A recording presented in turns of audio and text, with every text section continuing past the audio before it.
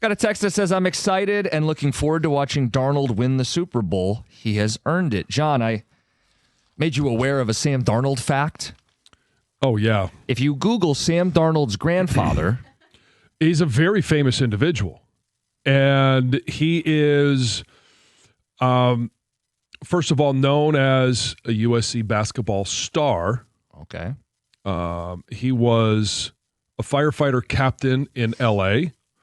He was also the face of the iconic Marlboro Man. So all of those things in and of itself are iconic. But the best thing may be his actual name. Richard Hammer. Better known as Dick Hammer. I mean, it's good genes. Yeah. Quality of. So there's a reason to watch the Super Bowl, I guess. Mm-hmm. 248-539-9797. All right, John, this news broke yesterday. The MHSAA is on board with NIL. Yeah, and as we talked about in the news, this came down yesterday at 1 o'clock. All the athletic directors across the state of Michigan got an email, and so we got notified as well that high school athletes can now profit off name, image, and likeness. And I had no idea that this was so prolific throughout the rest of the United States. Finding out that Michigan was late 46th or 47th of the 50 states, and they are following. We heard Ohio pass this one within the last 6 months. I don't know exactly when it was, and so it's something that other states are already in the process of doing and dealing with. And I'm curious to our listeners, your thoughts on when you saw this, that high schoolers are now able to profit off their name, image, and likeness. I saw a lot of comments online of people complaining. There's a lot of hysteria about this. But when you put it in the context that we're late to the party, that the vast majority, what do you say, 46 states are already doing this, we got to be competitive. Do you want to lose all the top talent in the state to go play in Ohio because they can get paid there? It didn't bother me if Bryce Underwood would get a check to play his senior year at Belleville. It wouldn't bother me if elite athletes were able to capitalize on their name, image, and likeness. This isn't going to impact 99.9% of high school athletes. No, the ones it affects are, and where I have concerns are because this is available, obviously, in college athletics, what does that mean for recruiting? Well, that is a concern. The private schools already have an advantage. They're not supposed to recruit, but somehow they end up getting a bunch of really I'm talking good about talent. recruiting at the next level for college. Like, are there going to be donors and collectives that will then start looking at, well, we want to sponsor these high schools. We want to sponsor these athletes. And, hey, we've been paying you for 3 years. You should be going to our university. So you're saying create like football factories? Yeah. And I mean, and that's just one of the concerns that I have about this. And I know everybody says, oh, well, you're an old man. Fine. Call me an old man. I'm 50. It's do whatever you want. This is a situation where I think it is the last area of sports of innocence, of just, hey, individuals are playing the game because they love it. They're working hard for a goal. Now, all of a sudden, you're paying college athletes before they've really ever achieved anything. And now you're taking it one step further and paying high school athletes before they've even achieved anything at that level. I guess I would say there already are these football factories. There already are the like IMG academies that exist across the country. That's where most of this money is going to go, or places like that. You're still going to have the group of kids in rural Michigan aren't going to see $50,000 checks to play for their high school football team. That's not going to go away. No, but what's the next step? Is the transfer portal coming to high school athletes? Because there are some states that have, Indiana, I know, was one of them, that all of a sudden, hey, you get a chance to transfer anywhere you want for one time. And it is MHSAA.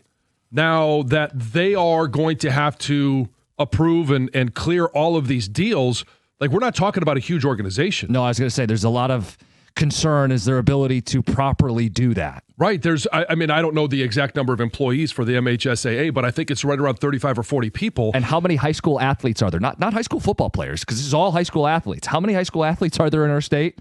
You're going to lose track. Yeah, thousands. And so are they equipped to deal with this?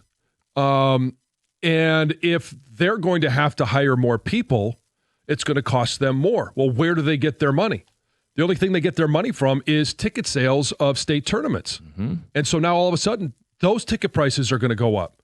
It's just, it's something that the trickle-down effect is, to me, not something that was needed. And I don't know what is the level of necessity for this.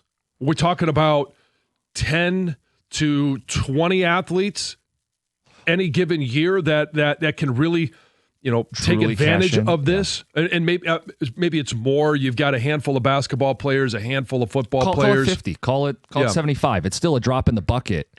But then my point would be, if it helps 75 kids out across the major sports and they can capitalize on money that is there for them, what's the problem if it doesn't impact the other 200,000 athletes in high school sports? But and we see this at every level, and whether it's a guy or gal that's playing in the professional leagues, all of a sudden they get a big contract, and then the next couple of years, and it's not everyone, right? It's a small number of people, but they kind of feel like they've made it, and their work level drops off a little bit.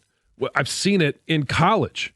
And now you're talking about 14 to 18-year-old kids that still are, developing in terms of how they process everything mentally and emotionally. How about the pressure of some of these athletes? There's already enough pressure on them.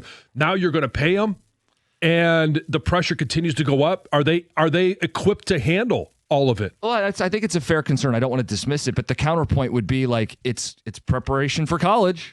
We do that in every other aspect for these guys. Okay, so what's the next step? Are you going to have to? Is it Little League that all of a sudden, hey, it's just preparation for high school, it's just preparation for college? But it's a way of having to handle success, right? It's a different way of having to handle success and expectations. There's enough pressure on these kids. I was in that position, and having the pressure of, hey, you commit, and now all of a sudden, there's a lot of eyeballs on you. You're a 4-star, 5-star recruit. There's already a lot of pressure on you. This is just adding one more layer of immense pressure to 16, 17, 18-year-olds. 248-539-9797. We got the phones lighting up. We want to hear from you guys. MHSAA on board with NIL. NIL coming to high school sports in the state of Michigan. We're kind of like the last in line here to do this. And if you want to keep elite talent in the state, you don't want them to move to Florida, Texas, California, Ohio, Illinois. You want to make sure they can cash in on their name, image, and likeness. But what ramifications does this have? How do you feel about it? And here's the other thing, and we'll continue to talk about this, but the athletic directors didn't know this was coming. They got an email, a surprise email at 1 o'clock yesterday, and those are the individuals that needed more information and more input. 97.1.